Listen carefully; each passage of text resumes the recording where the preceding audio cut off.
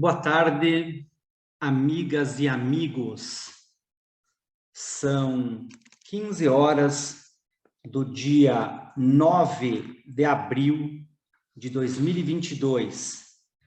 Desde Curitiba, iniciamos agora a sexta e última aula de nosso curso de extensão, O Paradigma Alien. Aula esta que é dedicada a uma síntese conclusiva dos temas tratados durante o curso, além da apresentação de duas novas abordagens para nós refletirmos a respeito do futuro da humanidade, a respeito de como o ser humano poderá se integrar a uma comunidade estelar, algo perfeitamente plausível, seja pelo que nos mostra a ufologia, com a presença de muitas raças alienígenas no planeta Terra, seja como postula a ficção científica. E nós tivemos, então, momentos dedicados a esta reflexão. Sintetizando, nossa aula de número 1 foi conceitual, para entendermos a ideia geral da proposta, da tese ou paradigma alien. Então, com fundamento na filosofia da ciência, nomeadamente no livro A Estrutura das Revoluções Científicas, de Thomas Samuel Kuhn, desenvolvemos essa ideia segundo a qual a humanidade está num momento de transição de um paradigma para outro, de um modo de enxergar a realidade para outro completamente diverso. Então, do paradigma antropocêntrico ao paradigma alien. Estudamos, então, os conceitos essenciais para que pudéssemos compreender corretamente a dinâmica dessa tese. Na aula de número 2, fizemos uma análise da antiguidade da ideia, segundo a qual a humanidade desde sempre esteve visitada por seres estrangeiros, alienígenas. Então, passamos em revista as ideias do Frei Bruno, Giordano Bruno, também de Camille Flammarion, de Erich von Däniken, Zeharia Sitchin, tudo para que pudéssemos compreender que realmente a ancestralidade dessa ideia é algo a ser considerado. Na aula de número 3, tivemos a oportunidade de, juntamente com um dos mais respeitados ufólogos do planeta Terra, que é o Marco Antônio Petit, discutirmos a ufologia, uma breve casuística ufológica. Para quê? Para demonstrar que a ufologia se apresenta como uma anomalia científica, se apresenta como um desafio ao paradigma antropocêntrico, coloca em xeque essa antiga ideia, segundo a qual também a humanidade é a única raça inteligente no universo. Então, ao largo da ancestralidade da ideia da pluralidade dos mundos habitados, nós também temos esta outra concepção que no meio científico ainda impera. Por quê? Porque, de fato, até hoje, nós ainda não podemos ver um alienígena pela televisão, dando uma entrevista ou se comunicando. A casuística ufológica é intensa, é enorme, só que em relação a contatos mesmo e comunicação interespécies, as situações são mais isoladas, são mais tópicas, são mais particulares. É claro que alguns eventos são públicos, como foi aquele que aconteceu em 1977, na Operação Prato, ou mesmo depois em 86, na noite oficial dos UFOs, mas a maioria desses eventos que são públicos não pressupõe propriamente um contato, ou seja, os visitantes de outros mundos, sejam de outros planetas aqui do nosso universo, ou sejam seres interdimensionais, enfim, qualquer que seja a origem, eles não estabelecem, pelo menos não se tem notícia na casuística ufológica, comunicação em relação a esses eventos mais massivos, né? Apenas cumprem suas agendas. Então, quando a humanidade tiver realmente essa garantia, essa confirmação, o que imaginamos está na iminência de acontecer, aí sim, né, nós poderemos dizer que foi efetivamente quebrado o paradigma antropocêntrico, que nós já estamos, então, dentro de uma nova concepção científica, que é a da coexistência da humanidade com N raças estrangeiras, alienígenas, extraterrestres, chamem vocês como quiserem, mas a preferência minha é para o termo alienígena. De modo que a aula 3 foi bastante bacana para nós termos essa compreensão da ufologia como uma anomalia ao paradigma científico.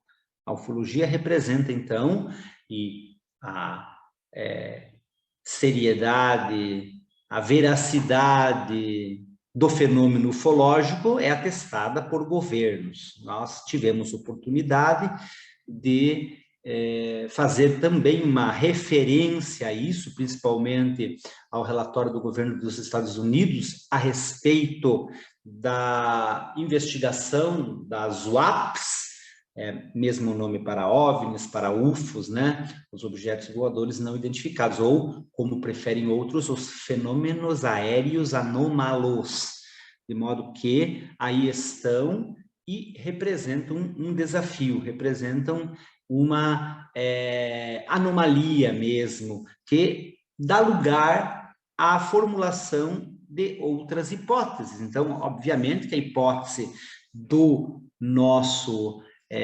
curso é exatamente, né, parte do pressuposto, inclusive, de que a humanidade não é e nunca foi a única raça inteligente. Isso até é matematicamente impossível de ocorrer. Apenas na Via Láctea, repetindo novamente, recálculo da equação Drake dá conta da existência de em torno de 25 mil civilizações, de modo que não estamos sós e nunca estivemos. Mas então, se nós não estamos sós, por que é que nós não estamos integrando propriamente um organismo interplanetário, uma federação estelar? Bem, o porquê nós não sabemos exatamente, mas nós imaginamos essa possibilidade principalmente a partir do que nos indica Alfred Webre, o fundador da exopolítica, cuja obra, nomeadamente um livro, foi objeto de estudos da nossa aula de número 4, um plano federativo. Então, a aula 4 mostrou que, tanto na perspectiva da extrapolação da ordem que nós temos em nível planetário, quanto no ideário da própria exopolítica, a partir do seu fundador, quanto ainda da ficção científica, e tomamos o exemplo, então, de Jornada nas Estrelas, e quanto ainda na perspectiva da ufologia mais mística. Então, tivemos a honra de contar também com um pesquisador, Paraskevas Papalexiou, que nos brindou com uma abordagem acerca dos comandos estelares. Tudo isso na nossa aula de número 4. Na semana passada, tivemos a aula de número 5. Essa um tanto quanto mais sombria, fundamentada em um dos livros do professor Michael Salla, que nos mostra uma realidade, e o título da aula é Intervenção e Medo. Então, o professor Michael Salla destaca neste livro, objeto dos nossos estudos, e em tantos outros que ele escreveu também, e vem escrevendo, e vem publicando, e vem se manifestando, porque está em plena atividade, tanto quanto Alfred Webre. Ambos estão vivos, e o Webre foi aquilo que se pode denominar de precursor, né, que cunhou o termo exopolítica, inclusive, e hoje Michael Salla é justamente o maior expoente que existe nessa temática em nível planetário, pelo menos na minha opinião, né? Ele realmente é um estudioso e um difusor da exopolítica. Então, a partir dessa obra, nós fizemos uma breve leitura, um contraste, ou até, contraste talvez não seja a palavra correta, né? Um alinhamento entre a obra de Salla e Arquivo X, seriado de ficção científica. Porque nesse seriado, então, há todo aquele quadro desenhado pelo professor Michael Salla, a partir de Roswell, 1947, o secretismo em torno da investigação do fenômeno ufológico, a formação de uma espécie de governo paralelo, a presença alienígena no planeta, reza a lenda até em 1954, para um tratado, para um acordo, para um contrato entre o governo dos Estados Unidos e ao menos uma raça alienígena, acordo pelo qual, acordos, não sabemos, mas enfim, acordo pelo qual os alienígenas teriam licença para realizar abduções, experiências genéticas, enfim, guardadas certas restrições que parece que jamais foram observadas, dado que esses visitantes ou essas presenças aqui em nível planetário querem cumprir agendas próprias, pouco se importando, por exemplo, com os direitos humanos. Obviamente que não se ouvida também de uma outra ideia, segundo a qual, por exemplo, as abduções com hibridização serviriam a uma agenda positiva do bem, vale dizer que essas raças que assim agem estariam contribuindo para o melhoramento da humanidade, da raça humana. Então, tudo fica, né, ainda no campo do mistério, até porque nós temos muita especulação em torno desse assunto, temos algumas testemunhas que podem ser consideradas confiáveis, entretanto, ainda tudo está no secretismo, no mistério. De modo que essa foi praticamente, né, a composição do nosso curso até este momento. A exopolítica é, portanto, segundo o conceito de Alfred Webre, a nova ciência política do espaço exterior. Hoje, nós ainda estamos testemunhando o nascimento dessa protociência, vamos por assim dizer, ou até como eu gosto mais de dizer, uma perspectiva filosófica ao menos, né? Aí a Fernanda aqui, deixa eu até já ao vivo, né? Se puder falar um pouco da nova ordem mundial. Então, Fernanda Schwartz, obrigado pela tua presença e participação. E nesse contexto, também no campo da especulação mais teórica, e alguns até, né, no campo de teorias de conspiração, entendem a nova ordem mundial como um movimento coordenado justamente por raças alienígenas, em especial os reptilianos.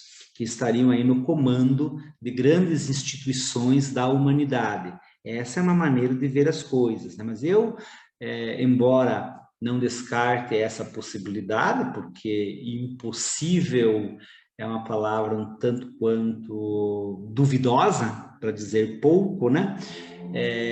Prefiro um outro ponto de vista, uma outra perspectiva, Fernanda. Eu prefiro entender que quando a humanidade fizer contato público, formal e ostensivo, nós deveremos ter necessariamente uma voz planetária. Então, ainda quero desenvolver estudos teóricos sobre essa ideia de nova ordem mundial, porque eu sei que há teóricos de expoente mesmo que trabalham, né, essa ideia. Então, eu não tenho assim um conhecimento muito profundo dessa teoria, mas é algo um tanto quanto intuitivo para mim, né? Porque Professor, posso falar? Diga, Fernanda, fale então. Professor, eu também não gosto muito dessa linha meio conspiracionista, né? Mas em uma entrevista recente, o presidente Biden usou exatamente estas palavras, nova ordem mundial. E em outra entrevista que eu vi também de uma política, que eu não recordo o nome, da Austrália, que também usou o mesmo termo. Então, eu estou percebendo que ele está se repetindo, e isso me chamou a atenção, né? Então, são pessoas que têm poder, que têm uma hierarquia alta, que governam populações. Eu gostaria de saber o que está acontecendo, que a parte da conspiração está partindo para a parte da realidade. Acho que você gostaria de saber e todos nós também, né?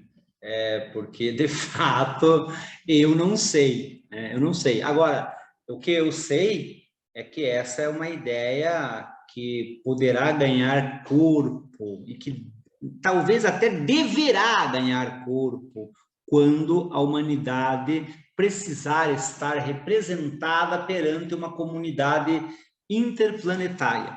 Essa é a concepção assim que eu tenho, né? Por quê? Porque fica difícil um planeta participar de uma federação com uma multiplicidade de nações que disputam entre elas o poder, seja político, militar, econômico. Então, nós iremos já tratar desse assunto a partir aqui desta maravilha. Eu até já vou pegar o gancho da Fernanda, então, já para passar para o tópico aqui. Pessoal, isso aqui eu já falei para vocês desse livro, talvez até tenha mostrado ele na aula 1, né? Esse livro não, é um volume número 177 da Revista Forense, de 1958. Então, deixa eu mostrar aqui para vocês, que coisa mais linda, original, naturalmente, que eu consegui achar essa maravilha. Para quem não sabe, a Revista Forense é uma revista jurídica muito antiga e conceituada, altamente conceituada, de modo que na edição 177 de junho de 1958, foi publicado um artigo maravilhoso que trata um pouco daquilo que Fernanda comentou agora, e nós vamos aqui fazer, então, também, né, uma apresentação, denominado Direito Interplanetário e Direito Intergentes Planetárias, ninguém menos do que professor Haroldo Valadão, que na época era diplomata, professor da Faculdade Nacional de Direito, uma das maiores autoridades em direito internacional no mundo. Não só, ele era brasileiro, mas ele tinha era expoente planetário nessa parte aí de direito internacional. Então, assim, esse artigo realmente é fascinante, porque é como fosse uma profecia que o professor Haroldo Valadão fez. Ele se animou quando, um ano antes, a União Soviética lançou o Sputnik I, dando início à corrida espacial. E aí, ele, um homem de visão, praticamente até nessa perspectiva um profeta, imaginou que não iria tardar tanto para a humanidade encontrar outras humanidades, outras inteligências, e que seria necessário regulamentar esse convívio entre o ser humano e as outras inteligências. Então, vem aí uma raça alienígena com toda a sua cultura, com o seu ideário político, religioso, filosófico, de dominação ou de colaboração, sei lá, o que for que seja, né? Então, quando isso acontecer, como se darão essas relações? É claro, tivemos ali na aula de número 5 da semana passada, já a notícia da possível existência de contratos interplanetários, né, de acordos, de tratados do governo dos Estados Unidos, mas não se duvida que outros também não os tenham, até porque a presença de alienígenas no planeta Terra, ela, segundo a casuística ufológica, né, revela a presença de muitas raças, né? Então, haverá a necessidade de uma regulamentação para isso. Então, ao lado da exopolítica, que trata assim mais da diplomacia, vamos dizer, né? O exodireito também será imperativo nessa perspectiva. Eu fiz um comentário a respeito disso na aula de número 4, mas dizendo sobre a concepção de Weber, segundo a qual existe uma ordem cósmica, existe uma autoridade maior em nível espiritual, segundo ele, que seria o próprio Deus no final da cadeia, né, que dita regras da natureza, ou seja, a própria natureza, numa outra perspectiva, assim o faz, né, de modo que essas regras não são só do reino material propriamente, tipo leis da física, da química, da biologia, mas também são da moralidade, da ética.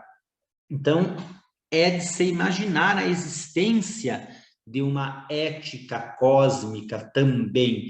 E o professor Haroldo Valadão, ele vai tratar nesse artigo justamente disso, né? Com que espírito nós iremos interagir com raças alienígenas. Nós vimos, por exemplo, na aula de número 3, Marco Antônio Petit nos contando que o então capitão Holanda, comandante da Operação Prato, mandou recolher todo o armamento que a tropa tinha ali, que os agentes, né, que estavam trabalhando na Operação Prato, como é de praxe no meio militar, e eu sei porque eu fui, né, militar também, sempre armado. Agora, por que ele mandou fazer isso? De certo que ele teve, né, ou no mínimo uma intuição, ou até mesmo um comando telepático, uma sugestão telepática, melhor dizendo. Então, outros exemplos há que mostram a possível hostilidade da humanidade em relação a alienígenas. Foi o que aconteceu em 1956, quando João de Freitas Guimarães, e eu já contei rapidamente isso, mas repito só para destacar uma circunstância, né? Teve um contato, foi convidado a dar um passeio numa nave. João de Freitas Guimarães, uma pessoa do mais absoluto respeito e credibilidade, tanto que o nome dele foi emprestado a um fórum trabalhista ali no litoral de São Paulo, Fórum João de Freitas Guimarães. Ele era juiz, na época que aconteceu, ele era advogado e professor, depois ele foi juiz do trabalho. Então, João de Freitas Guimarães teve esse privilégio e os alienígenas queriam combinar uma outra ocasião, uma outra data para uma nova reunião. E então acabou que João de Freitas comentou isso com um colega dele, o colega botou a boca no trombone e a Força Aérea mandou dizer que se aparecesse algum disco voador lá, eles iam meter fogo. Né? Então, quer dizer, existe aí toda ainda, né, uma construção que precisa ser feita por parte da humanidade. Né?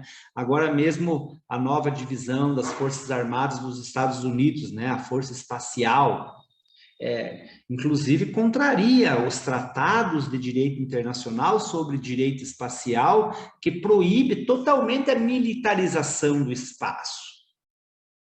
Entretanto, o ser humano ainda está nessa base. Talvez seja por isso mesmo, né, que nós não atingimos um grau evolutivo adequado na perspectiva da moralidade, porque na ficção científica, em Star Trek, por exemplo, o primeiro contato humano alienígena ocorreu quando os humanos desenvolveram um motor de dobra espacial. Então, o critério escolhido pelo Gene Roddenberry foi ali o critério tecnológico.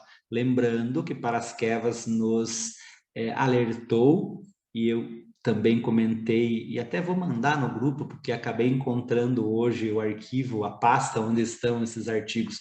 Eu cheguei a escrever um artigo sobre isso para a Tribuna Quark.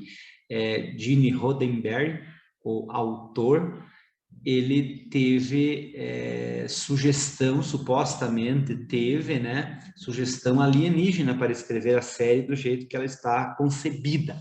Mas, enfim, fecha parênteses do rodapé mental aqui. Pessoal, eu gostaria de comentar um pouquinho a respeito desse artigo.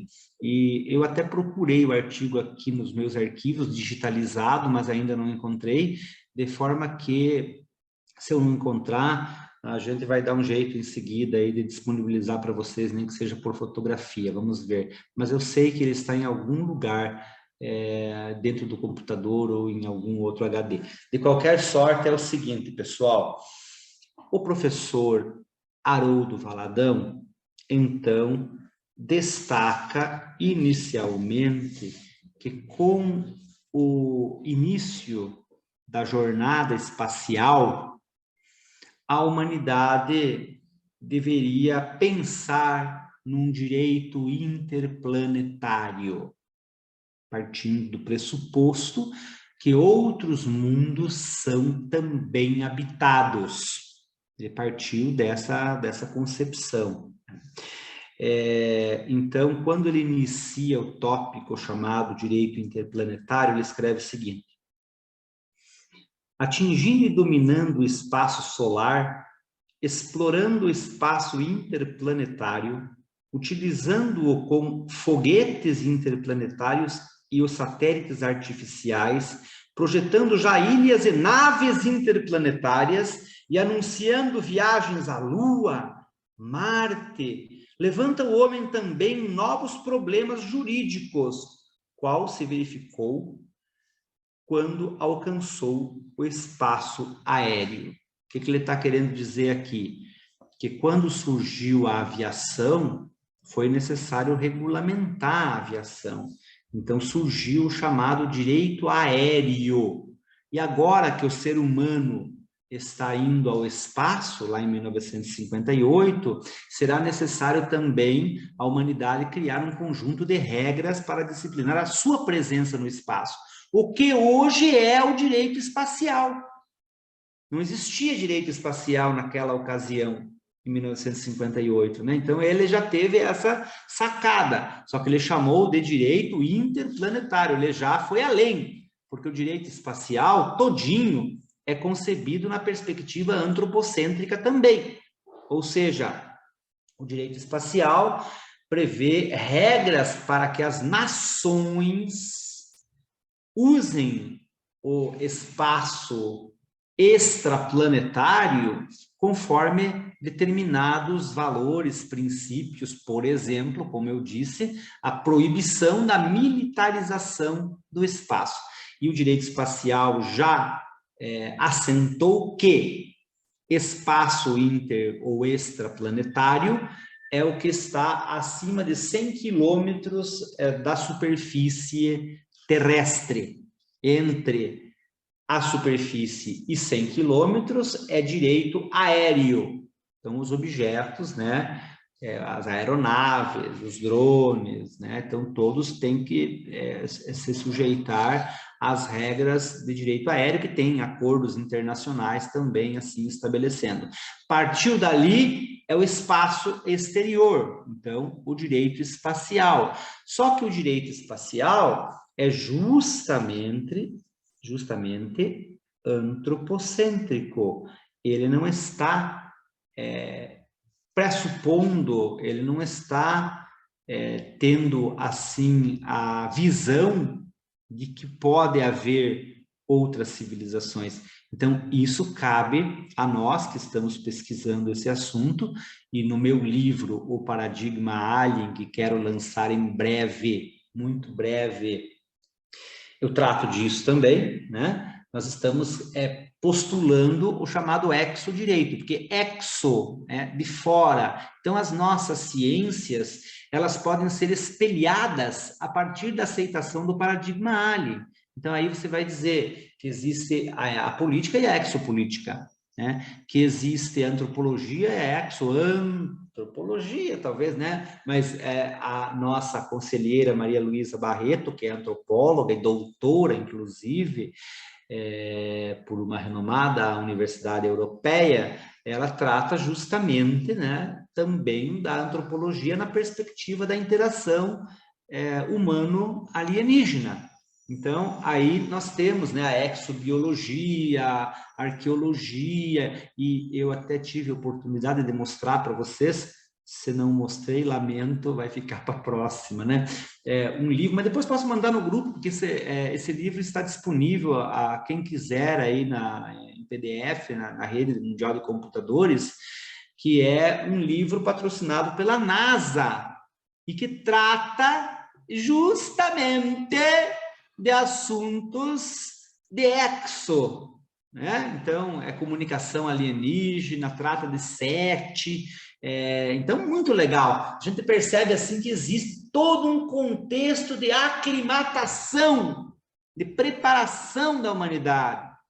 E nós que estamos aqui, obviamente, estamos também cumprindo uma parte do nosso, ou do papel da humanidade nesse contexto, né? Porque estamos tentando nos aclimatar, e cada um de vocês, eu tenho certeza, também um multiplicador dessa ideia, dessa mensagem, né? Porque se vocês estão aqui num sábado à tarde, quando podiam estar fazendo algo talvez mais agradável, se bem que essa atividade, para mim, pelo menos, está sendo muito agradável, né? Então, é porque nós todos estamos empenhados aí em preparar a nós mesmos e talvez a outras pessoas também para esse rompimento paradigmático. Algo que o professor Haroldo Valadão profetizou lá em 1958. E veja uma curiosidade, pessoal. Exatamente quando o professor Haroldo Valadão estava recebendo o seu exemplar original da revista, na ocasião devia estar bem branquinha e cheirosinha, né? Mas agora, aqui passados tantos anos, ela está super bem conservada, mas já está amareladinha pelo tempo, né? Aliás, isso aqui é uma raridade, pessoal. Se alguém de vocês achar, é só por causa desse artigo, né? Porque daí os outros são aqueles mais assim da dogmática jurídica, né? Bernardo está perguntando qual o nome do livro. Depois eu vou mandar o livro no grupo, Bernardo, tranquilo, só que apenas em inglês, né? Que está disponibilizado. Mas nada que, mesmo quem não domine aí, com um pouquinho de esforço, não seja compreensível com a ajuda de um tradutor. Aliás, esse é um tema que nós não podemos abordar aqui no nosso curso, que é o da comunicação alienígena, mas é um dos temas mais fascinantes que tem. Eu mandei no grupo hoje os 3 exemplares da revista Cosmovini, os 3 números da revista Cosmovini. Terminando agora aqui o nosso curso, já vou trabalhar no número 4, porque já temos artigos aí para construção desse 4º volume da nossa revista Cosmovini. Então, na revista Cosmovini, vocês vão encontrar um artigo do professor Pedro Barbosa sobre comunicação alienígena e um outro meu, no último número. Então, no número 2, do professor Pedro, que é conselheiro do Patovni, que é também doutor em ciências da comunicação, reside em Portugal e é nosso colaborador também, uma pessoa fascinante. E, enfim, embora não possamos, não tenha sido possível, quero dizer, né, nesse momento, fazer esse estudo, é também um estudo muito fascinante. Então, pessoal, voltando aqui ao professor Haroldo Valadão. Havemos de ter agora um nascente direito interplanetário, regulador jurídico do espaço interplanetário, desse meio acima do espaço aéreo, onde circulam satélites artificiais e se desenvolverá a navegação entre os planetas. É o direito espacial. Ele profetizou a necessidade que a humanidade teria dessa regulamentação, dessa normativa, né? Mas que, embora exista hoje com bastante força e é bastante relevante, né, os problemas com os quais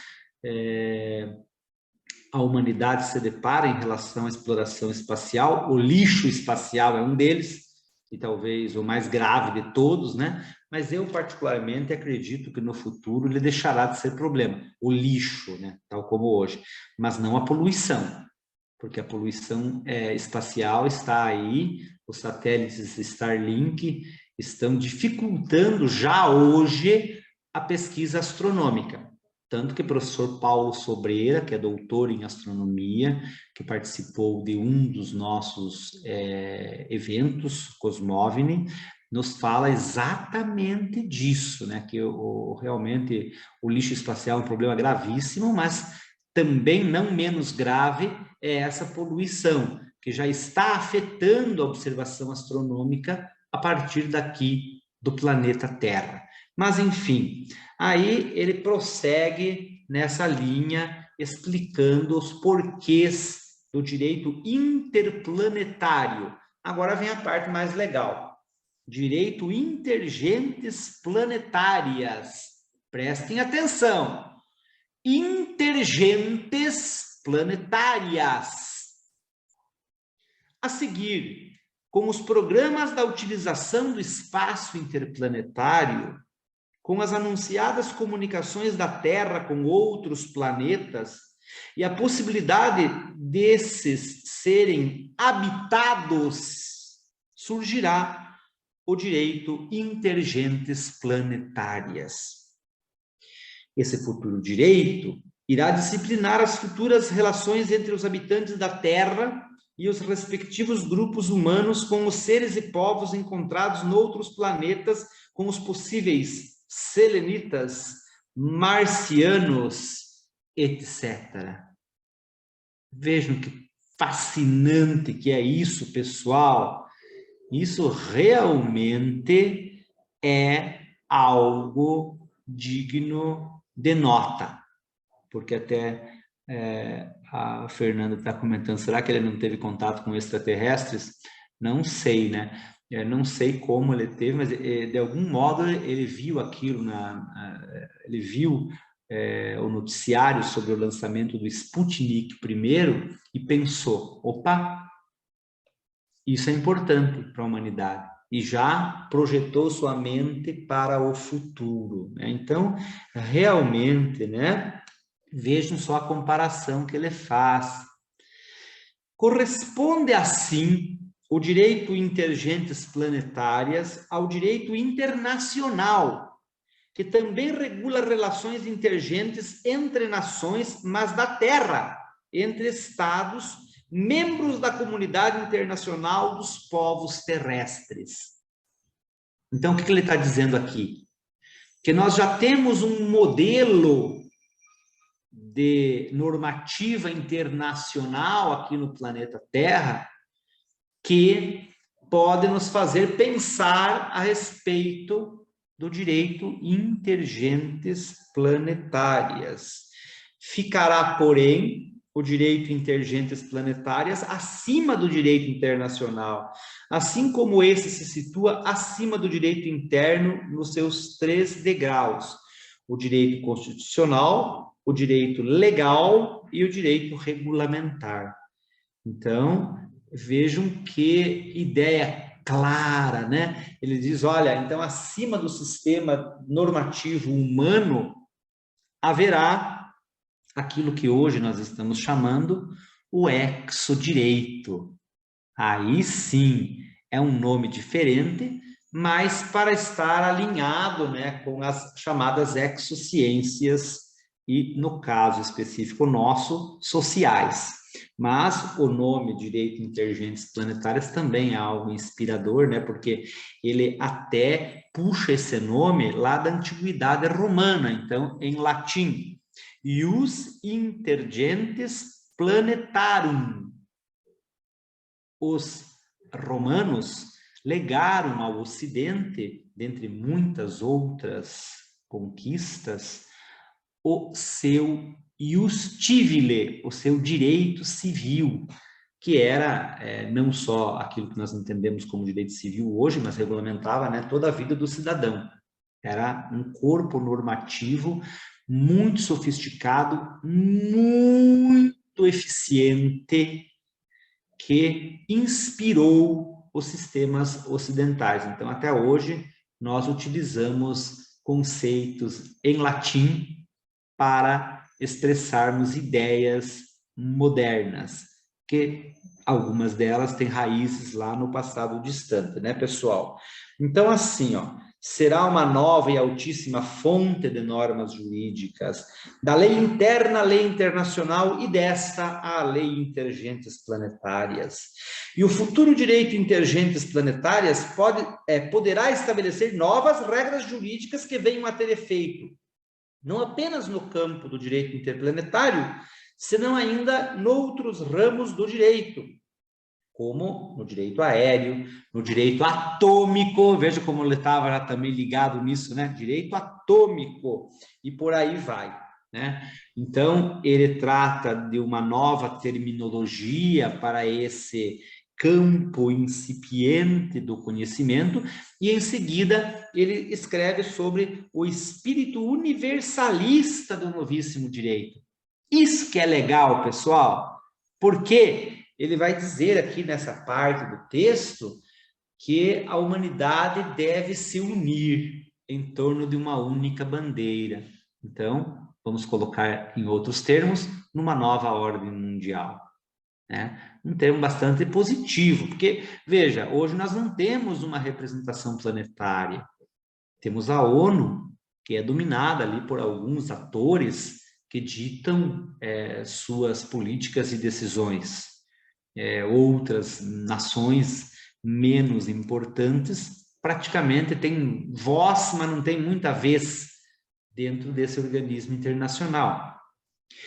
Algo a partir dessa ideia deverá se desenvolver, e eu creio que muito rapidamente, bastante rapidamente, quando acontecer esse contato público formal e ostensivo da humanidade com raças alienígenas. Então, vamos a alguns pequenos trechos, algumas pérolas de sabedoria do professor Haroldo Valadão. Lembrem que ele escreveu isso em 1958.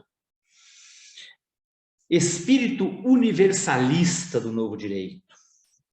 Mas Todos esses novíssimos direitos a serem planificados hão de se inspirar num espírito universal, imune ao ácido dissolvente da soberania nacional, acima da prepotência de países, de continentes, de planetas, superior ao egoísmo de indivíduos, de grupos, de povos ou de nações, pois o mundo foi dado por Deus aos homens para que dele gozassem todos em paz, isto é, de boa vontade, altruisticamente, amando e ajudando uns aos outros. Vejam que maravilha, pessoal! E tem mais, e mais. É a base ética que doura a justiça, com o clarão divino sem o qual os homens se entredevorariam. Serão construídos, pois, sob bases jurídicas universais de ius e do amor, da justiça e da equidade, que respeitem a personalidade do ser humano onde quer que se encontre, no espaço aéreo ou atmosférico, no espaço solar ou interplanetário e mesmo além. Eu fico até emocionado, pessoal, sinceramente. Enfim, né? É por aqui. O professor Haroldo Valadão nos traz uma maravilha, dando notícia daquilo que nós hoje estamos retomando. Claro, deve existir também muitos outros, ou alguns outros que pensem nisso. Mas nós estamos tendo, assim, o privilégio, né? O privilégio de resgatar esse documento histórico. É um documento realmente de altíssima relevância e que deve, ou deveria, ao menos, guiar a reflexão em todo o planeta. Nós já fizemos referência a uma decisão da Organização das Nações Unidas, de 1977, a decisão 33264, se não me falha a memória, que recomendou às nações membros do organismo a pesquisa a respeito de vida inteligente alienígena. Mas ficou só nisso, uma recomendação. Eu preciso aqui de 15 segundos, tá? Já estou voltando.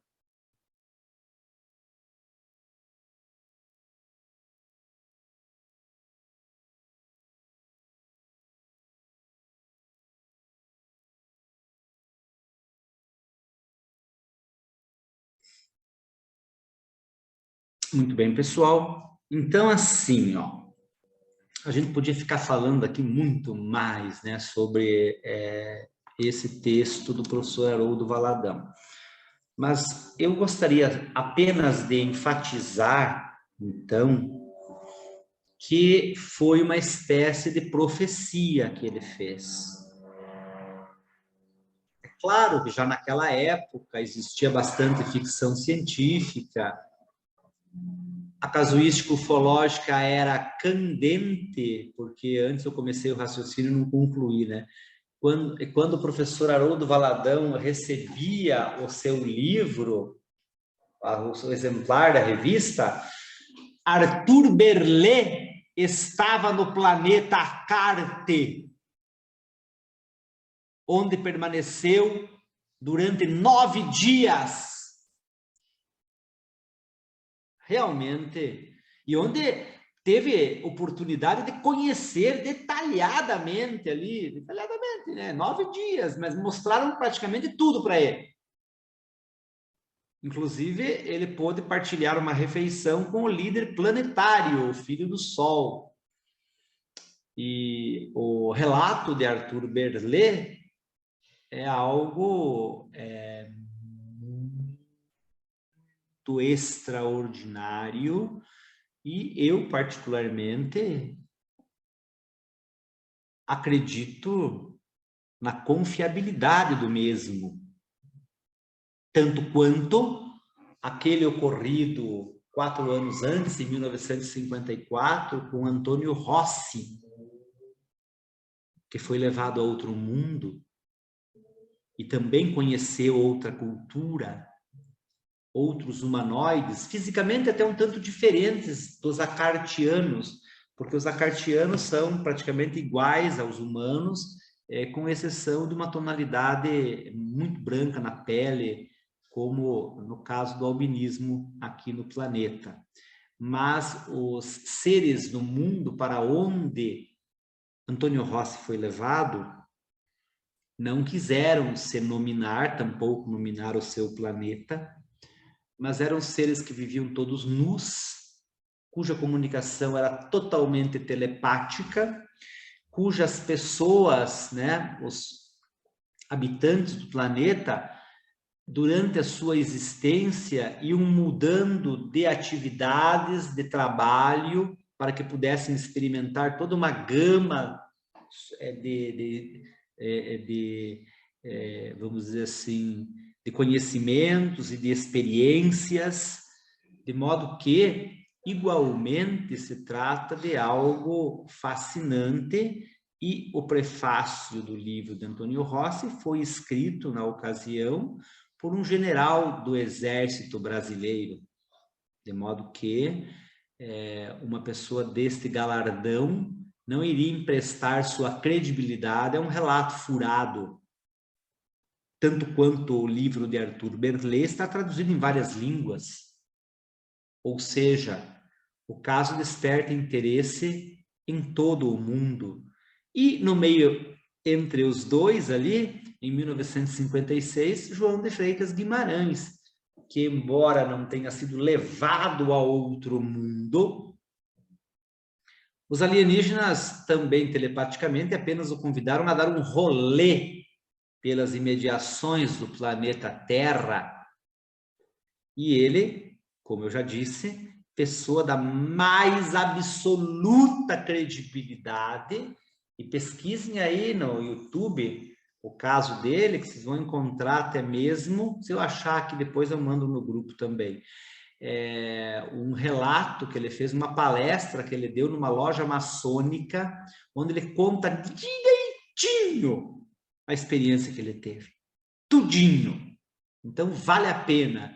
Quer dizer, tudo isso, né, para a gente ilustrar que a casuística ufológica já nos mostra essa interação humano-alienígena, mas como eu disse antes, em nível particular, não coletivo. Coletivamente, então, como foi na Operação Prato, como foi na Noite Oficial, houve apenas o avistamento de objetos, e na Operação Prato, claro, né? Esses objetos emitiam raios luminosos que extraíam sangue, material genético das pessoas, vamos dizer. Então, mas não houve propriamente, ao menos, né, nesta perspectiva pública, nenhum contato humano alienígena. Mas eu quero comentar um caso com vocês, até como quase encerramento dessa minha exposição teórica, para que depois a gente bata um papo aí, vamos ler as questões. Coriolano já pôs uma questão aqui, depois nós falamos sobre isso, tá? Todo mundo que está aí participando, aí vamos passar em revista tudo, e assim, talvez por ele ter um significado mais especial para mim, porque no caso o humano que teve essa experiência é um parente distante, Antônio Nelson Tasca. Para quem não conhece o caso, Eu vou resumir. Na noite do dia 14 de dezembro de 1983, Antônio Nelson Tasca, então com... Puxa vida, não lembro da idade dele, mas ele tinha entre 40 e 50 anos. Estava dirigindo rumo à cidade de Chapecó, Santa Catarina, oeste de Santa Catarina. Aliás, uma outra coincidência muito interessante, assim, bacana, né? Que ele tinha ido na casa de um senhor que morava ali nas imediações da cidade, na colônia Cella. E era justo um dessa família que ele foi visitar, porque eles tinham terras lá no Mato Grosso ou na Bahia, não lembro bem também, mas enfim, né? Fora. E aí Antônio Nelson Tasca queria combinar uma viagem juntos de carro para poder dividir a despesa, esse tipo de coisa assim, né? Mas ele chegou da casa do homem, o homem não estava lá. Esse homem é primo da minha mãe, que a minha mãe nasceu e se criou ali naquela comunidade da colônia Cella, em Chapecó.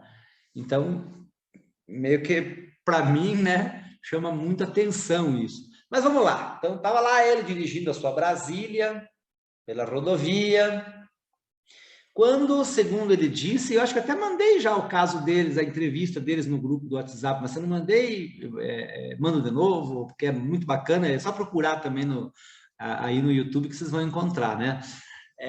Aí ele meio que sentiu um comando mental para sair da rodovia, para entrar numa estradinha dessas vicinais que vão para propriedades rurais, né? Então ele saiu da rodovia. E quando ele saiu, entrou um pouco pela estrada, logo viu de longe assim aquilo que para ele pareceu um ônibus. E ele chegou mais perto com o carro, não era um ônibus. Era um objeto em forma discoide, mais ou menos do tamanho de um ônibus. Por isso até que ele confundiu. Um objeto não era grande, mas não era pequeno também, né? Essas naves que costumam sair, né, da nave-mãe para vir fazer aqui incursões terrestres, naves menores, né? Naves de reconhecimento, vamos dizer assim. Ok. Aí ele viu aquilo, achou aquilo estranho. E ele diz que não era totalmente ignorante nos assuntos de ufologia, e que já tinha feito leituras e que sentiu receio, porque ele imaginou que se ele se aproximasse daquele objeto, ele poderia se dar mal, como se deram mal tantos outros antes dele. Ele saiu do carro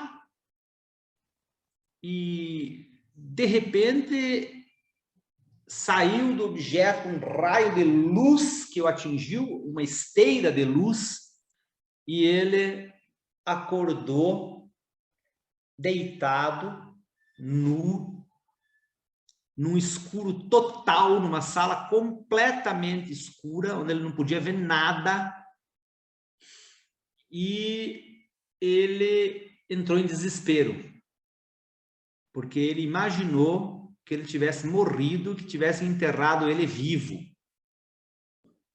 Então ele entrou em desespero, mas de repente surgiram barulhos. Segundo ele, mais ou menos como grunhidos de cachorro. Eu até gosto de fazer os efeitos especiais, assim, mais ou menos assim.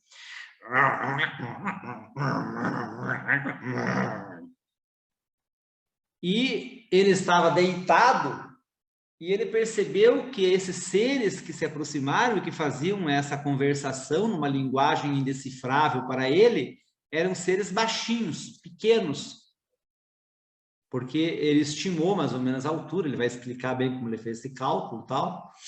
Tudo bem.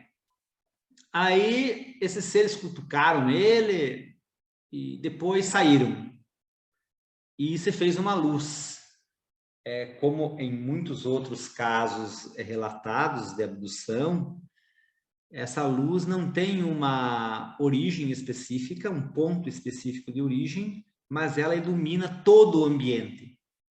Então, ela é difusa, mas ela é completa. Ok. E ele viu, então, que ele estava deitado numa espécie de uma maca, pelado, e que a roupa dele estava dobradinha num canto ali daquele cômodo. Aquele cômodo que era tipo oval, assim, e não tinha abertura, não tinha nada. Aí ele foi lá correndo, vestiu a roupa, quando de repente se fez uma porta naquele cômodo e entrou uma mulher loira, baixinha, que tinha compleição física, assim, segundo ele disse, né, de uma adolescente terrestre, assim, terráquea. Mas que ele de pronto percebeu quando ela entrou no ambiente que se tratava de um ser de alta envergadura. Até ele usou o termo, né, espiritual, porque ele se sentiu assim em reverência em relação àquele ser. E aí ele começou a pensar que ele queria fazer pergunta, mas de repente ele recebeu uma mensagem. Sou Kabbalah, mensageira do mundo de Agali. Vim em missão de paz e amor, mas uma mensagem telepática.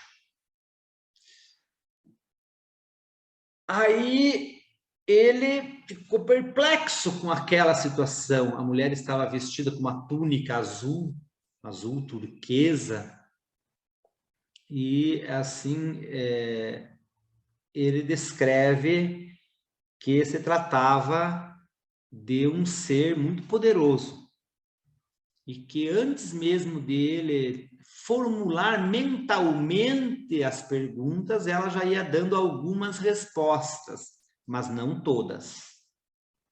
Tanto que algumas perguntas mesmo, em nível telepático, ele tentou fazer e ela não deixou, não permitiu.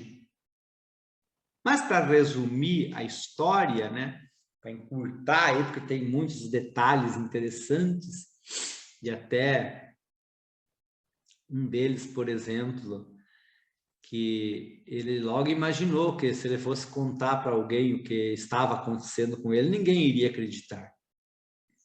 Então, fantástico que foi o que aconteceu com o Antônio Nelson Tasca naquela noite de 14 de dezembro de 1983.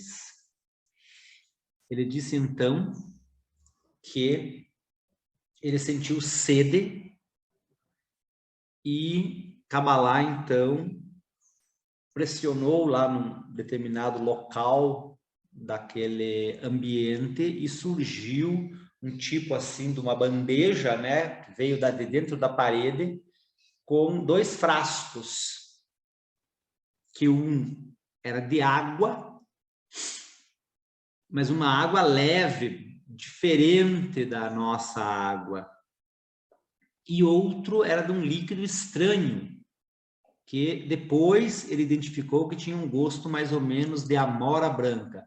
Vou fazer de conta que essa é a água que eu sou Antônio Nelson Tasca, tá ligado?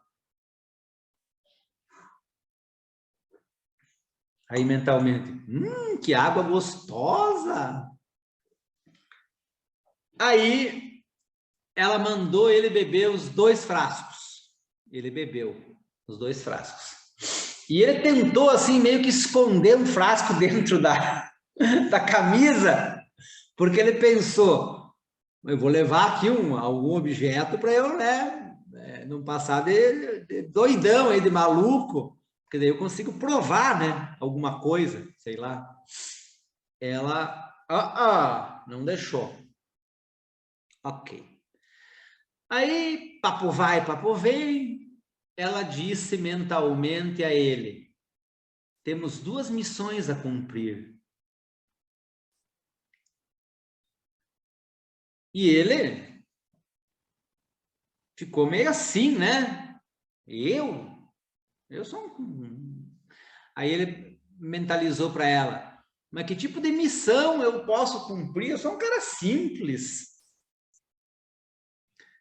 Ele era corretor de imóveis, radialista, mas uma pessoa de altíssima respeitabilidade lá na comunidade, tanto de Santa Catarina, quanto do outro estado, onde ele tinha atuação profissional também, que ele vendia fazendas.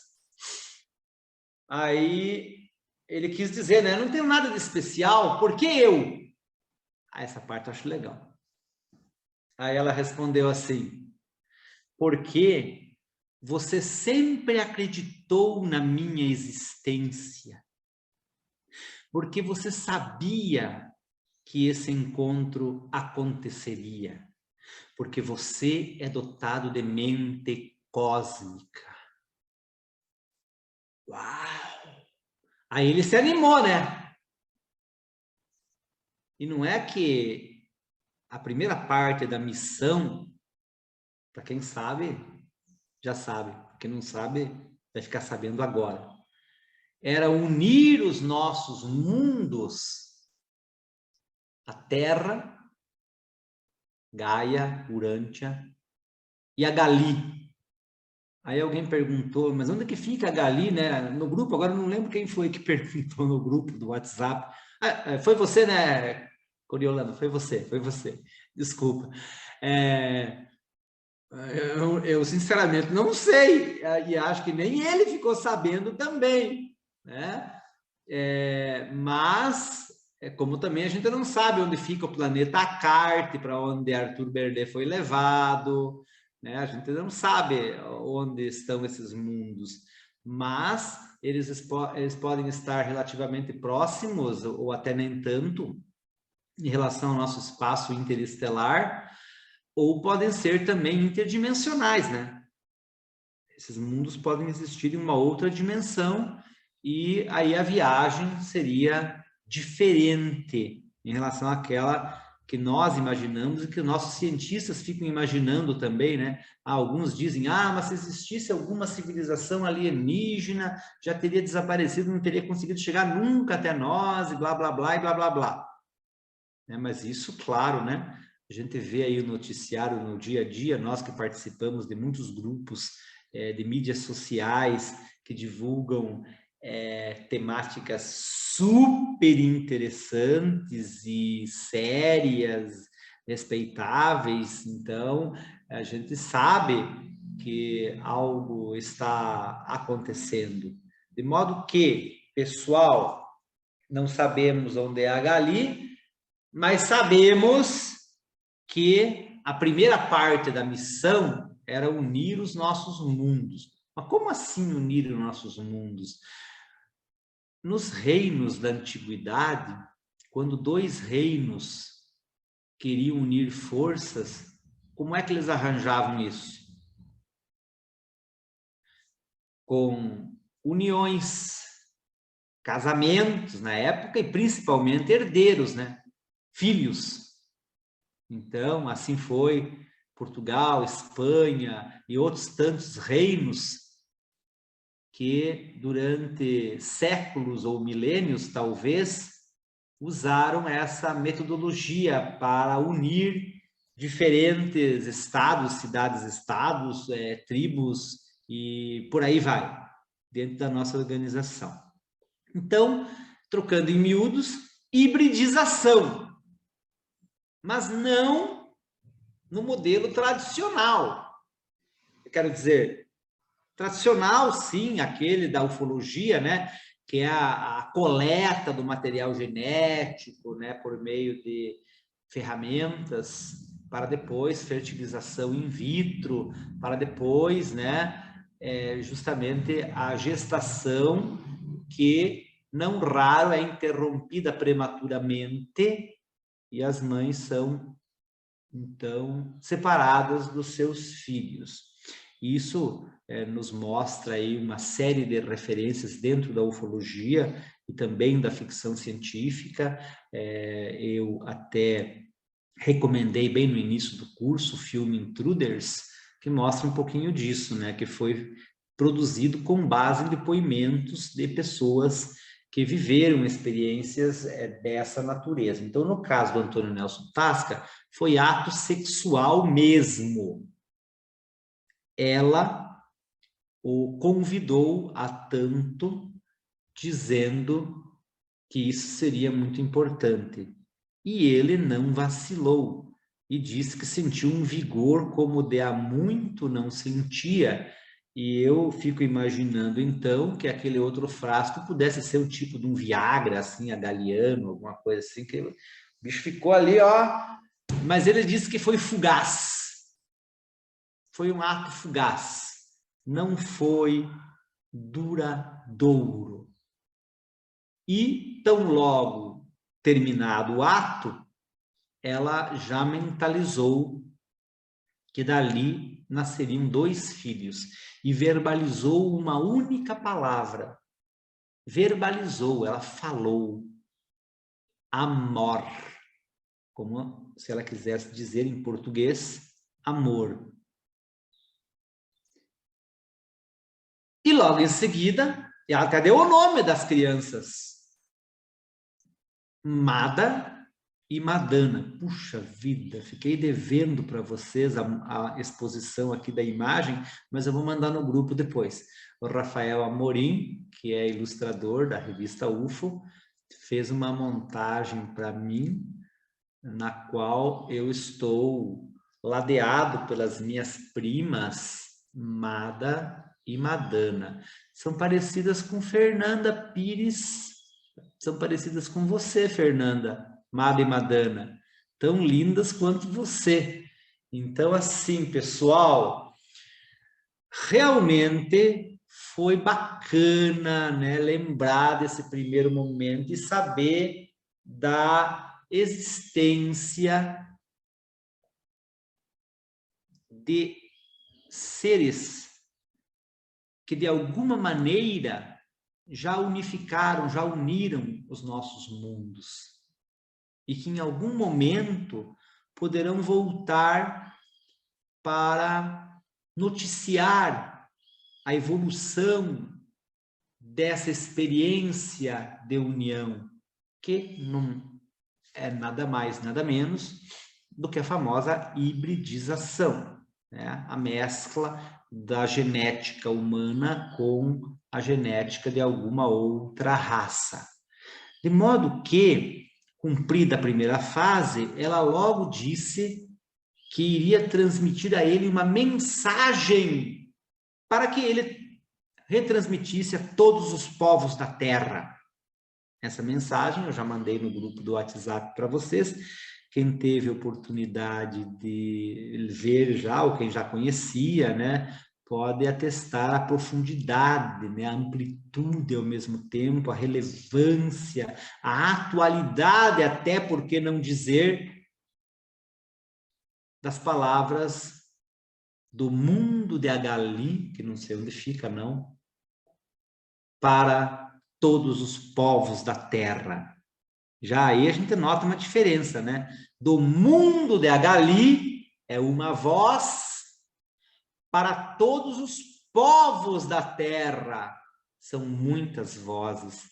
A humanidade não tem uma voz ainda.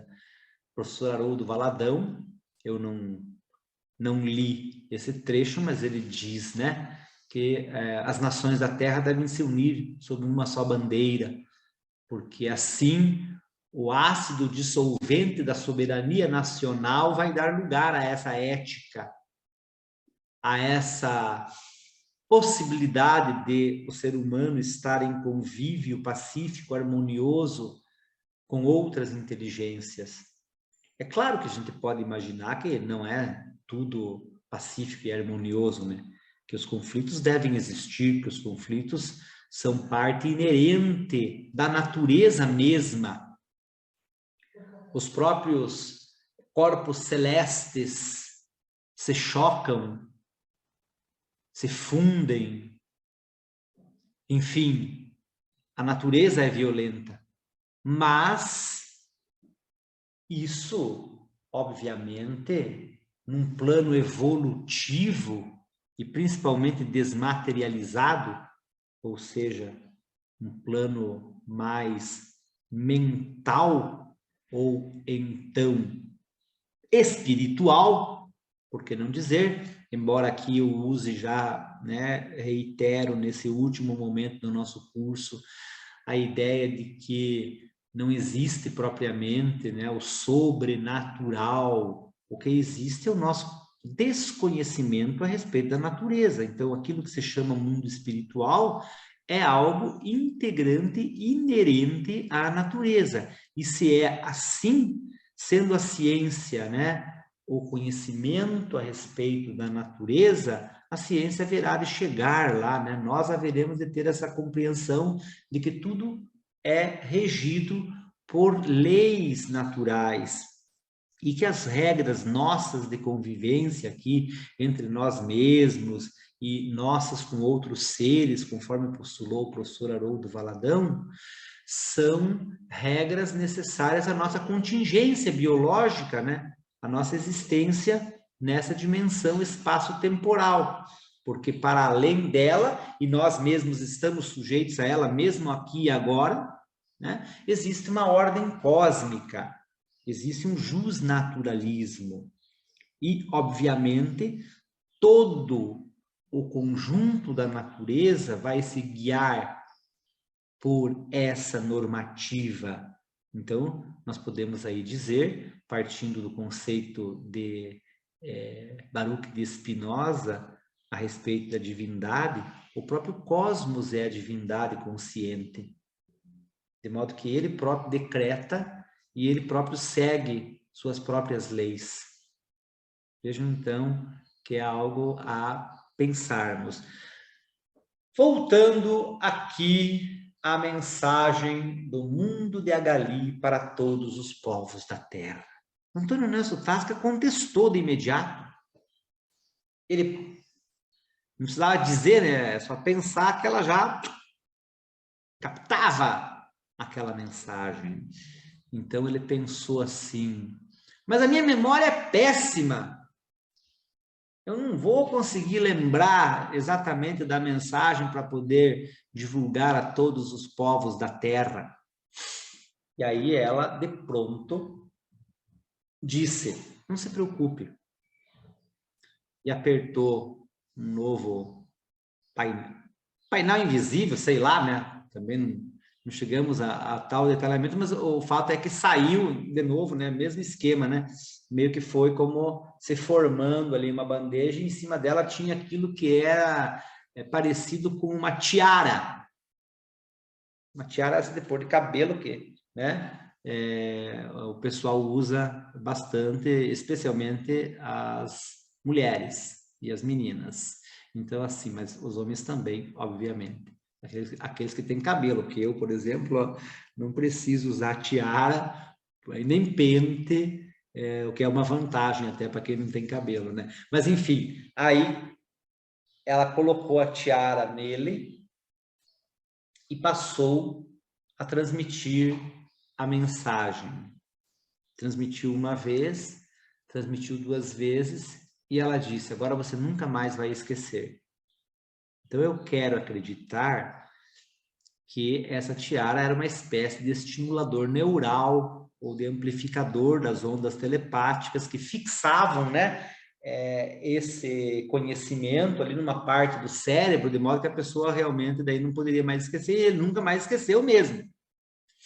E ele divulgou tanto quanto pôde essa mensagem.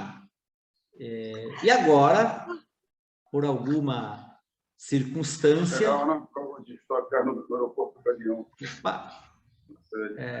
por alguma circunstância, eu acabei assumindo essa função. Oi? O Maia está por aí. Em aeroportos não mais. Diego, veja lá. Já pedindo que mais autógrafo. Pessoal, então assim, ó.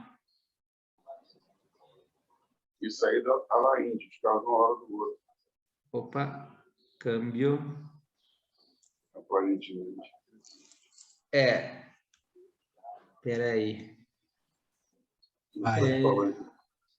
Diego, faz contato ali com o Maia só para desligar o microfone, porque senão daí fica isso, para a gente poder, né? Senão fica na gravação, daí aquele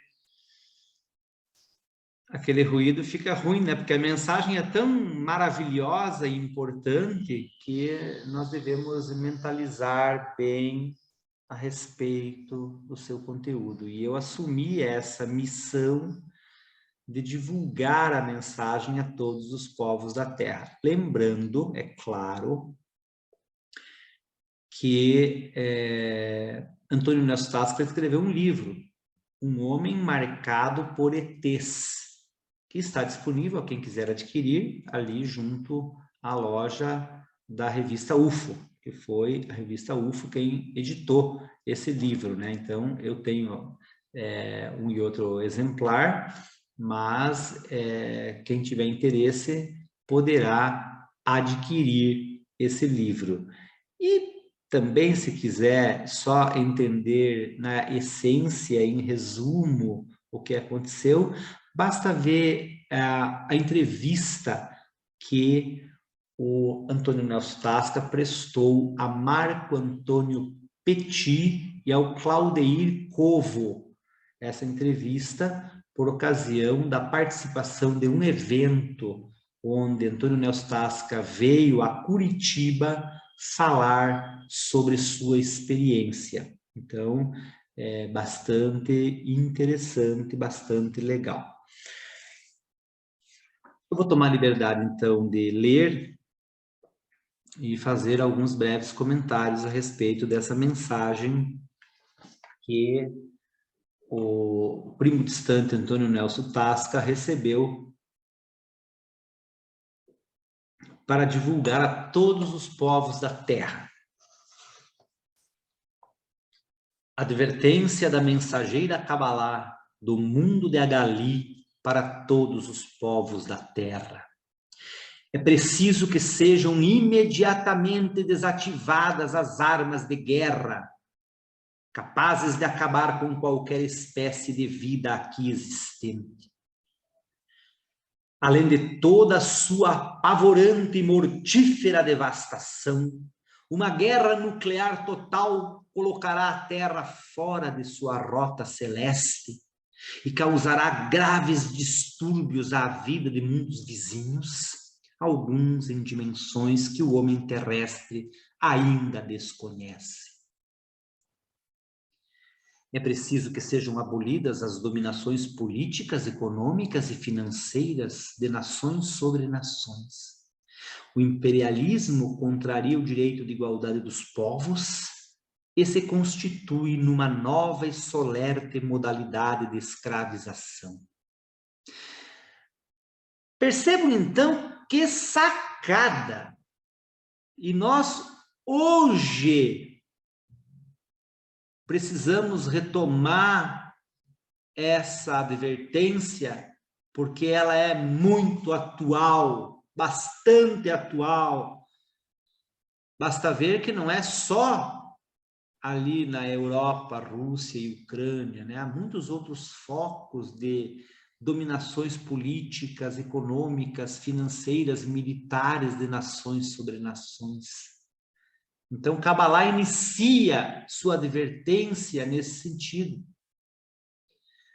O risco de aniquilação nuclear. E eu já comentei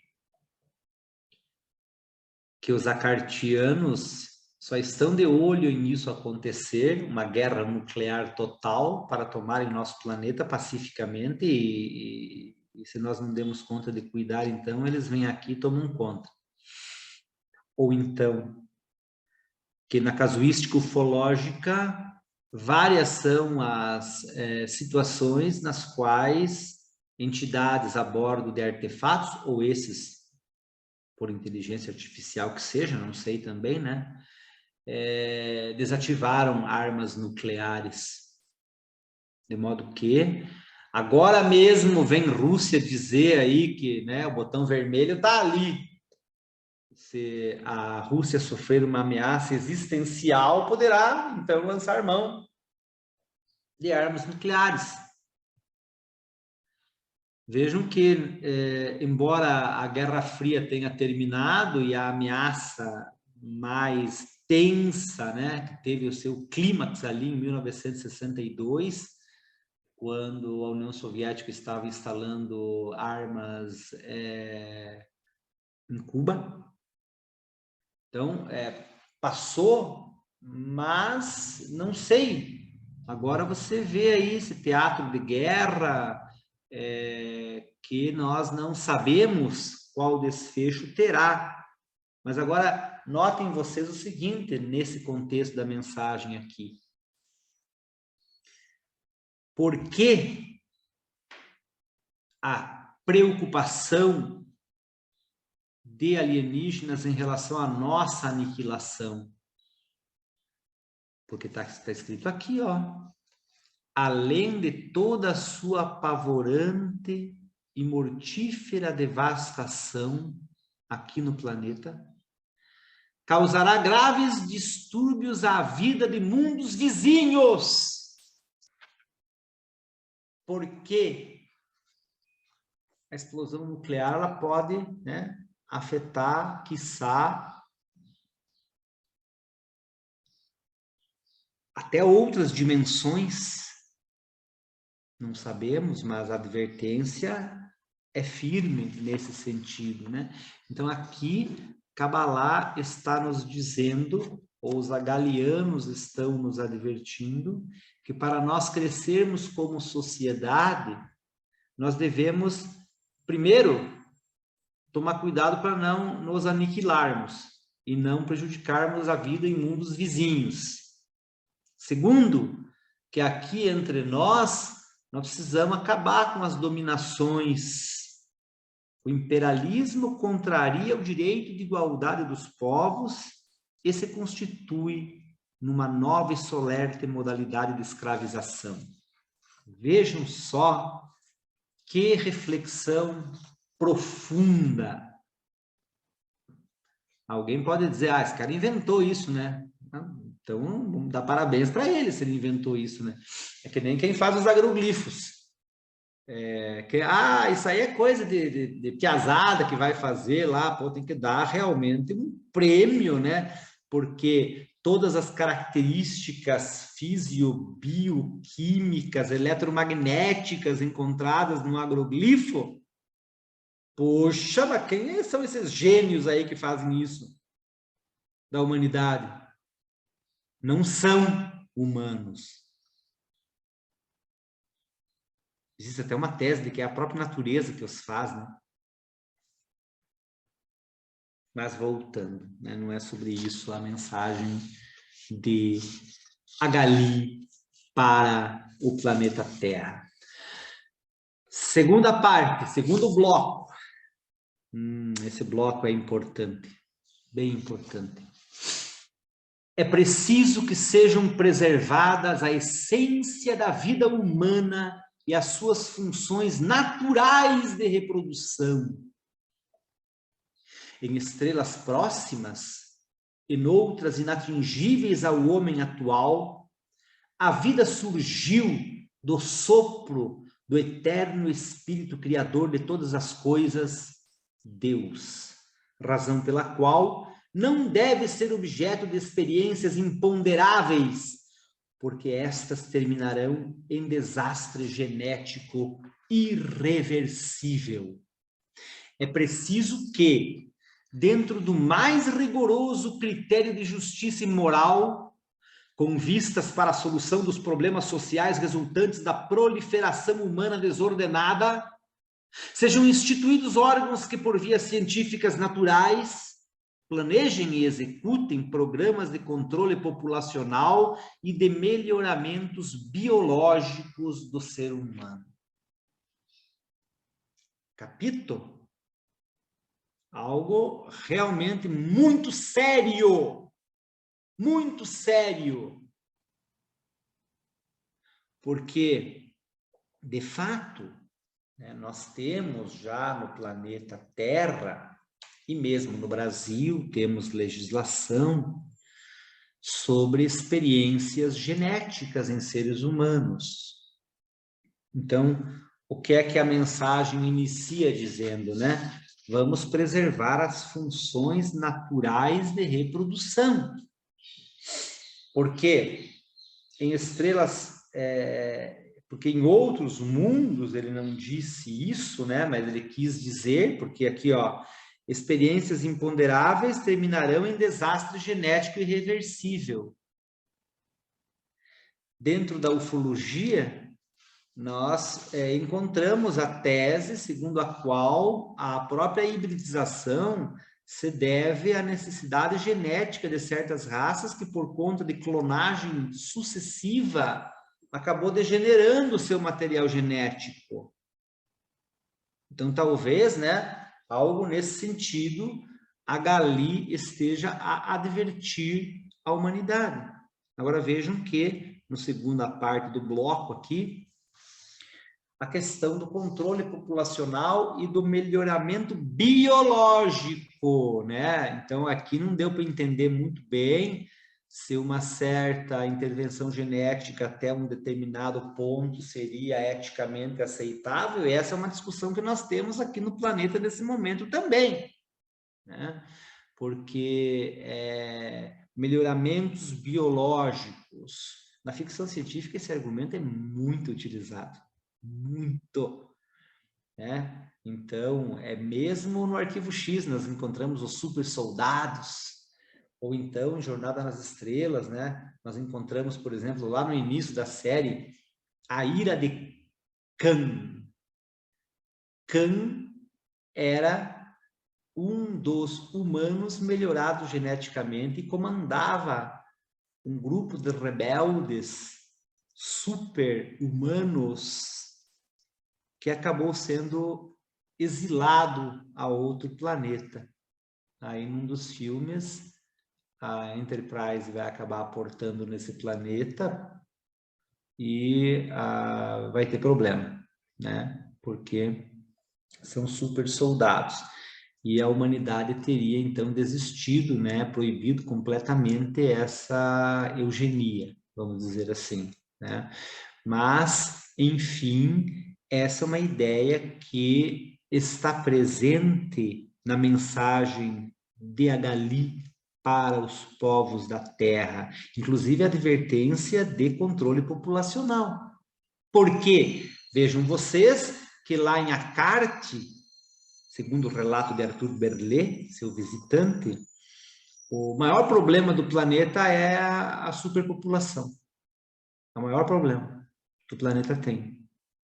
E então eles vêm até a Terra para fazer pesquisas, e no caso, quando Arthur Berlet foi abduzido, justamente se desenvolveu uma pesquisa de agricultura. Eles estavam lá num campo de trigo, e de repente Arthur Berlet chegou perto e o comandante da nave imaginou que ele fosse um agricultor e teve a brilhante ideia: vamos levar esse cara conosco lá para a Acarte, que ele vai ensinar lá como é que funciona o trigo da terra e ele pode nos ajudar. Eles estavam levando amostras, né, de trigo, só que não, né, embora tivesse crescido até na zona rural, quando criança, Arthur Berlet era funcionário público da prefeitura de Sarandi, no Rio Grande do Sul, e também fotógrafo, e fazia fotos, e numa dessas voltando para casa e acabou acontecendo então tudo isso. Lá em Acarte eles têm problema de superpopulação, por isso que eles não talvez sigam algo parecido com a primeira diretriz de Jornada nas Estrelas, né? Eles não interferem, mas se a humanidade for estúpida o suficiente para se aniquilar numa guerra nuclear total, como disse a mensagem ao início, aí eles podem vir e tomar o planeta. Essa a ideia repassada por Arthur Berlet, que esteve no planeta Acarte, segundo diz, no ano de 1958, bem no mesmo período em que o professor Haroldo Valadão recebia aqui o seu exemplar da revista Forense com aquele magnífico artigo. Pois bem, agora vamos a um novo bloco aqui da mensagem. Saca só que coisa maravilhosa que é essa mensagem. É preciso que o homem conquiste outros mundos do universo e ali encontre lugares adequados para suas futuras emigrações e novas fontes de energia e subsistência. Mas antes, deve conquistar seu próprio mundo, desvendando-lhe os enigmas que ainda existem na terra, no mar e no ar, conservando-lhe os elementos naturais de vital importância, defendendo-o da sutil pirataria do exterior, curando-lhe as imperfeições humanas do corpo, da mente e do espírito. Vejam só que bacana que os agalianos dizem a nós, terráqueos. Antes que vocês conquistem outros mundos, e devem fazê-lo, conquistem no sentido alcancem, né, outros mundos, vocês devem saber o que acontece no seu próprio mundo, que ainda é bastante um mistério, na terra, no mar e no ar. Basta lembrar, por exemplo, que o conhecimento sobre os oceanos é ainda um tanto limitado em relação a certas regiões, né? Por exemplo, o mar profundo ainda é desconhecido. E reza a lenda que até bases subaquáticas, onde operam humano alienígenas, podem existir, além das subterrâneas. Então, talvez um pouco, Kabbalah esteja tentando transmitir essa ideia, né, de que há muitos mistérios a se descobrir ainda pela própria humanidade em relação ao seu planeta. A própria geologia nos surpreende por vezes, né? Então nós não conhecemos, nós temos uma ideia, né? Por exemplo, de como seja o interior do nosso planeta, mas nós não temos uma noção exata. Fazemos uma ideia, como fazemos também uma ideia de como são os corpos celestes, os outros corpos celestes do sistema solar, por exemplo. Mas ainda assim, o nosso conhecimento é uma pequena fração perto da nossa ignorância em relação ao próprio lugar que nós estamos ocupando aqui no planeta, seja interna, seja externamente. É claro que a astronomia, a cosmologia estão em franco desenvolvimento, mas precisamos aprender. E vejam só, atenção, hein? Conservando-lhe os elementos naturais de vital importância, defendendo o planeta da sutil pirataria do exterior. O que a mensagem diz? Que, de fato, pirataria do exterior, proteger o planeta, significa exterior é o quê? Obviamente é o planeta.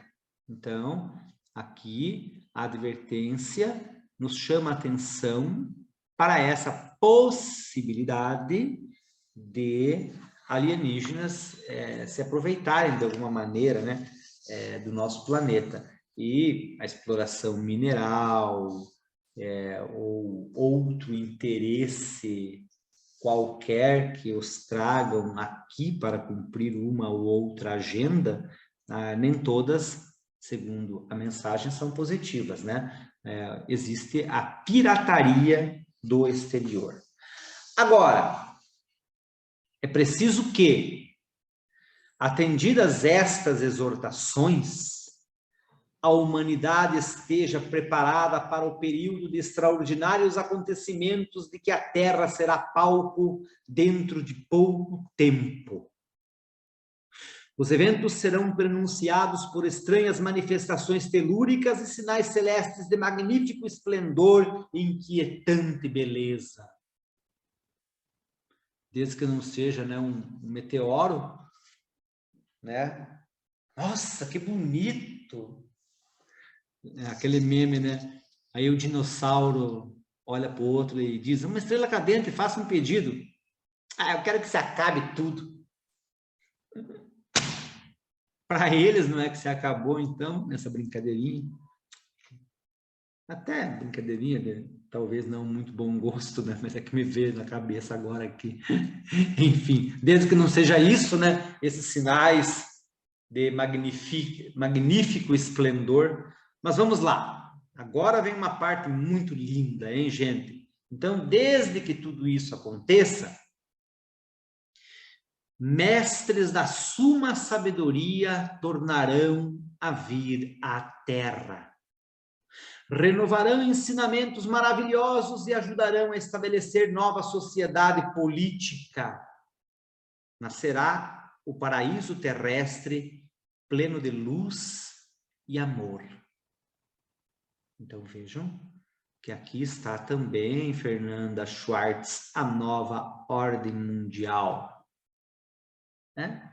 Uma nova sociedade política. Certamente, uma sociedade planetária, e daqui a pouco até com as colônias que a humanidade possa estabelecer em outros mundos do sistema solar ou além, né, a humanidade esteja, a nossa, né, humanidade, nós, humanos, estejamos presentes aí em vários pontos do nosso quadrante alfa, para usarmos uma expressão de Jornada nas Estrelas. E a conclusão? Merece até uma aguinha abençoada do mundo de Agali.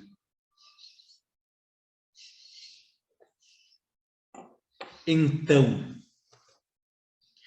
através de meios e energias, ora sequer supostos, o homem conhecerá os côncavo-convexos dimensionais da Terra, viajará às profundezas do universo e não sentirá a canseira do tempo. E, como sublime conquista da capacidade criadora humana, será posta em ação a máquina do poder absoluto, engenho que, entre muitos outros prodígios, dará à humanidade visão mais feliz e assombrosa de toda a sua história. A ressurreição dos mortos na faixa dos 4x. Advertências da mensageira Kabbalah do mundo de Agali para todos os povos da Terra. Essa última parte, a ressurreição dos mortos na faixa dos 4x. Se alguém puder ajudar a decifrar, eu fico muito agradecido, porque até já escutei uma e outra ideia, mas assim, preciso de algo mais consistente, algo mais plausível, porque realmente não sei o que significa. Agora, o que eu sei é o seguinte, que aí está, né, um novo patamar para a humanidade. Conhecerá os côncavo-convexos dimensionais da Terra. Pessoal, vocês não estão vendo aí muitas matérias, inclusive comentando, né, pessoas aí do mundo do conhecimento científico a respeito de teorias um tanto malucas, né, do universo espelho, por exemplo. Que em Star Trek isso aí é um argumento recorrente, né? Que o multiverso poderia conter N versões do nosso mesmo planeta, com nós vivendo lá, quase como fôssemos nós mesmos, somos nós, mas não somos, porque há diferenças sutis entre a realidade e entre mundos. Então, na ficção científica, isso é bastante explorado. Dos universos espelhos, né? Então, quem não sei, só estou aqui, é só uma suposição. Estou supondo que pode ter alguma coisa a ver, ó, côncavo-convexos dimensionais da Terra. Então, a partir da Terra, com essa evolução que a humanidade teria, e talvez aqui, imagino até, né, já com a presença pública, ostensiva, formal, de outras inteligências, por exemplo, e para sermos, então, aqui fiéis à ideia do texto, os próprios hegelianos poderiam estar nos ajudando nesse sentido, a humanidade conheceria um desenvolvimento extraordinário, conheceria ou conhecerá, ou seremos nós aqueles que estaremos aí, ou quando eu digo nós, humanos, né? Não talvez a nossa geração, nós que estamos aqui tratando desse assunto agora, mas os nossos descendentes, quiçá, e eu creio que sim, efetivamente, né? Então, pessoal, vejam vocês que mensagem mais maravilhosa essa que os humanos receberam dos irmãos hegelianos. E com essas considerações, eu gostaria de encerrar a primeira parte da nossa aula, um intervalinho aqui de 14 minutos até as 17 horas para eu preparar o meu chimarrãozinho. E aí a gente retoma com aquela mesma dinâmica de sempre. Vamos aqui verificar as participações do chat, se alguém quiser se pronunciar também oralmente, terá a voz assegurada, o direito à fala, e aqui nós iremos, então, dialogando a respeito da finalização do nosso curso. Eu, desde logo, convido a todos vocês e a cada um de vocês para que se manifeste com efeito a respeito do curso em si, né? De qual foi a impressão que tiveram desses nossos 6 encontros, críticas, sugestões, né? E enfim, para a gente poder aí ter uma ideia de como os trabalhos se desenvolveram, né? Eu apenas na aula de número 1 fiz uma apresentação de slides, e aí também o Parasquevas fez uma apresentação de slides, mas tudo o resto aqui é ao vivo em cores, assim, ó, no tete a tete, né? A gente conversando e trocando experiências, perspectivas, pontos de vista, eu trazendo sempre aqui os livros, né, mostrando para vocês, olha, essas ideias vocês vão poder encontrar nesses livros aí, e é bastante bacana, né? Eu, por exemplo, adorei estar aqui com vocês e ainda estou, né, nesse momento, de modo que é uma experiência, acredito, que valiosa. Então, por favor, no momento seguinte da aula, nos digam algo sobre isso. E nós trataremos também do tema da certificação do curso, né? Porque conforme foi anunciado, esse curso poderá ser, a critério de cada um de vocês, certificado pelo Instituto Ômega, que é um departamento da minha empresa individual, de modo que há algumas regrinhas para isso, basicamente uma, né? Que quem tiver interesse, tiver participado aí das aulas, é claro, não estamos fazendo aqui controle de frequência propriamente, mas a gente sabe, né, que nem todos conseguem participar sempre, mas aí com base num breve questionário que eu vou submeter a cada um de vocês, respondendo esse questionário, ok, né, a certificação também está assegurada de forma digital. Então, eu e o Diego iremos proceder ao registro desses certificados, inclusive num livro próprio que eu tenho já desde há muito que venho fazendo esse trabalho, de modo que, assim, nos moldes mais ou menos da academia, esse curso serve como referência também para cada um de vocês. Eu, por exemplo, vou incluir essa informação de que ministrei esse curso no meu currículo Lattes, obviamente, né? Com muita alegria, com muito orgulho, porque para mim, de fato, é isso que significa estar aqui com vocês, trocando essas ideias, estar aqui, né?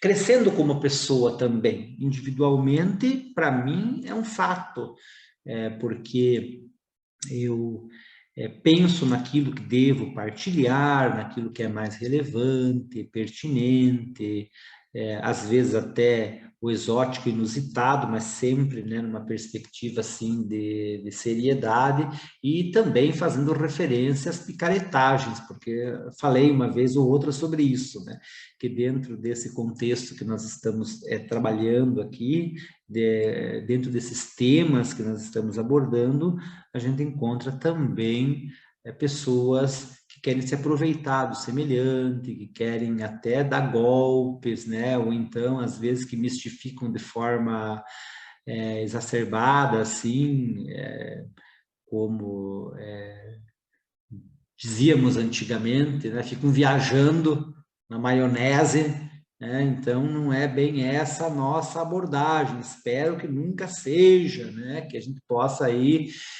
transmitir essa mensagem de forma bastante clara, objetiva, fundamentada, não propriamente na minha experiência, porque eu já disse para vocês várias vezes que eu mesmo, assim, em nível consciente, ao menos, não lembro de nada que tenha me acontecido de forma extraordinária. Eu sei que muitos de vocês que estão aqui têm essas experiências, tiveram e têm, né? Porque é o maior foco de interesse da pessoa por essa temática, o fato dela ter passado, né, por uma experiência qualquer, seja às vezes um mero avistamento de nave, ou então, né, uma experiência de contato, de abdução, ou mesmo às vezes de sonhos que lhe parecem lúcidos, né, sonhos lúcidos, porque as abduções e os contatos não acontecem apenas em nível físico, aliás, nesse é uma minoria até, mas acaba acontecendo, né, num nível assim energético, vamos dizer, né, com o corpo extrafísico, para nos referirmos dessa maneira. Então, pessoal, agradeço demais a atenção de vocês e continuamos nossa conversa. Opa, agora já era um tempo, agora já ficou outro, né? Porque eu acabei falando demais.